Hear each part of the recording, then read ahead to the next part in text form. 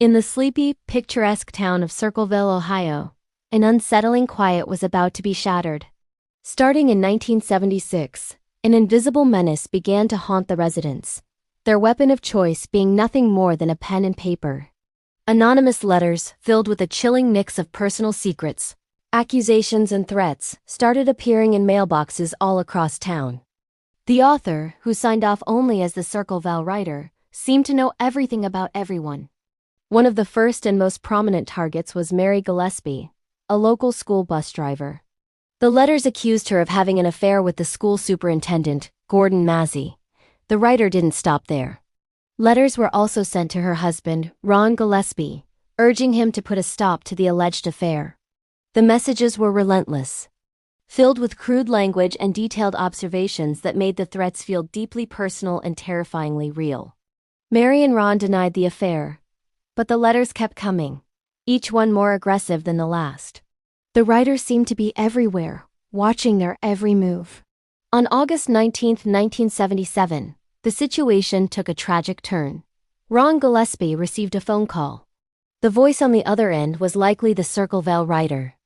Furious and frustrated, Ron grabbed his gun, stormed out of the house, and told his children he was going to confront the person tormenting his family.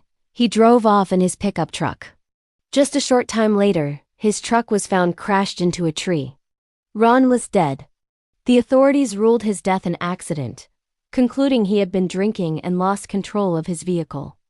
A gun was found at the scene, fired once. Had he shot at the letter writer before crashing? Or was it an accident? Despite the strange circumstances, the case was officially closed.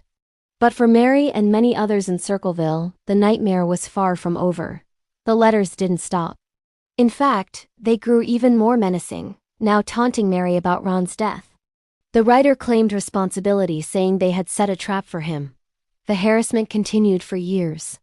The writer even began putting up signs along Mary's bus route, making crude and threatening comments for all the town, and even the children on her bus to see. Mary, trying to move on with her life, did eventually begin a relationship with Gordon Massey, the superintendent she had been accused of seeing all along. This only seemed to enrage the writer further. Driven to her wits' end, Mary was on her daily bus route one day when she saw a sign being put up. She slammed on the brakes and confronted the person. It was her brother-in-law, Paul Freshour, Ron Gillespie's sister's husband. He had a gun with him. He claimed the gun was part of a booby trap he was trying to dismantle. A trap set by the real writer to harm Mary. His story was bizarre and unconvincing. The police arrested him. A search of his home didn't turn up any definitive evidence like a typewriter or specific stationery, but a handwriting analysis was conducted. Experts compared Paul Freshour's writing to the anonymous letters. They concluded it was a probable match. Based on this handwriting evidence and his attempt to harm Mary with the booby-trapped sign, Paul Freshour was convicted of attempted murder and sentenced to 7 to 25 years in prison. Everyone in Circleville breathed a sigh of relief. The writer was finally behind bars. The case was closed, or so they thought. While Paul Freshour was in prison, the letters started again. They continued to plague the residents of Circleville, including the prison warden and even Paul himself. The new letters taunted the authorities, proclaiming Freshour's innocence and mocking their investigation. Paul Freshour, from his cell, maintained his innocence vehemently. He even received a letter himself, which read, "Now when are you going to believe you aren't the writer? I told you 2 years ago." How could he be writing these letters from a maximum security prison, where his mail was monitored? To test this, the authorities placed Freshour in solitary confinement, cutting off all contact with the outside world. Still, the letters continued to appear. They were postmarked from Columbus, Ohio, miles away from the prison. The mystery deepened. Was Freshour an evil genius with an accomplice on the outside? Or was the real Circleville writer still at large, having successfully framed an innocent man? The handwriting evidence that convicted Freshour came under scrutiny. Multiple other handwriting experts later reviewed the samples and concluded that he was likely not the author. The original analysis was flawed, they argued. Despite this, Paul Freshour served his time. He was released on parole in 1994, after serving 10 years. He maintained his innocence until his death in 2012. After Freshar's release, the letters mysteriously stopped. For good. This only adds another layer to the puzzle. If he was innocent, why did the letters cease upon his freedom?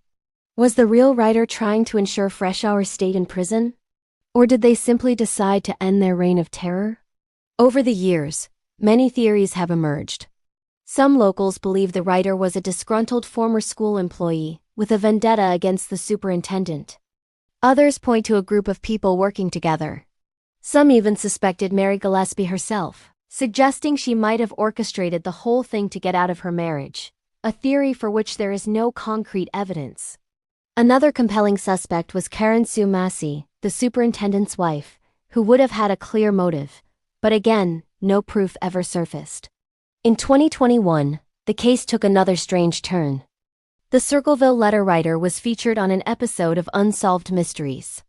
Following the broadcast, a man named Dwight Penninger came forward.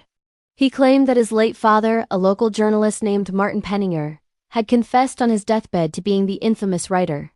The journalist would have had access to all the town's gossip and secrets. However, this claim remains unverified, just another thread in a tangled web. To this day, the true identity of the Circleville writer remains one of America's most fascinating and frustrating unsolved mysteries. Who was this person who terrorized a town with just a pen and a postage stamp? Was it Paul Freshour, a master manipulator? Was it an unknown resident hiding in plain sight? Or was it a collective of people guarding a dark secret? The letters stopped, but the questions never did. The story serves as a chilling reminder of how easily a community can be torn apart by secrets, lies, and the poison of a single, anonymous voice. What do you think? Who was the real Circleville writer? Let me know your theories in the comments below. Thanks for watching, and if you enjoy diving into mysteries like this one, be sure to subscribe for more. See you next time.